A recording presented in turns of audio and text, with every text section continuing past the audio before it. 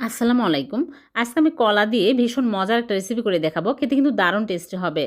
প্রথমে এখানে ২ টা পাকা কলা খোসা ছাড়িয়ে নিচ্ছি। বেশি পাকা হতে হবে। এখন আমি ছোট, ছোট টুকরো করে নিলাম আর ২ টা ডিমের কুসুম ভেঙে নিলাম। আর এর মধ্যে দিয়ে দিচ্ছি চিনি 1/2 কাপ, গুঁড়া দুধ 1/4 কাপ আর দিয়ে দিচ্ছি লিকুইড দুধ ১ কাপ দিয়ে ভালো করে মিশিয়ে নিব। তারপরে আমি কর্নফ্লাওয়ার দিয়ে দিচ্ছি। তারপরে কর্নফ্লাওয়ার দিয়ে দিলাম 1/2 কাপ দিয়ে ভালো করে মিশিয়ে নিব। নিয়ে আমি ব্লেন্ডারে নিয়ে নিচ্ছি। একদম স্মুথ করে পেস্ট করে নিব। এইরকম করে আমি পেস্ট করে নিয়েছি। এখন আমি প্যানের মধ্যে নিয়ে নিচ্ছি। আর এর মধ্যে দিয়ে দিচ্ছি লিকুইড দুধ।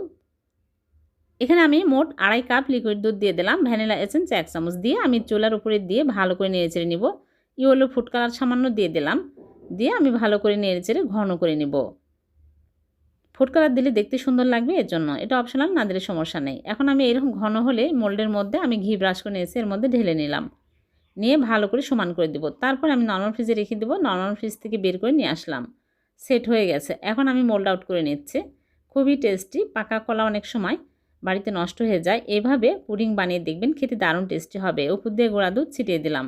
দিয়ে কেটে আপনাদেরকে দেখাচ্ছি কতটা মজার হয়েছে। খুবই টেস্টি।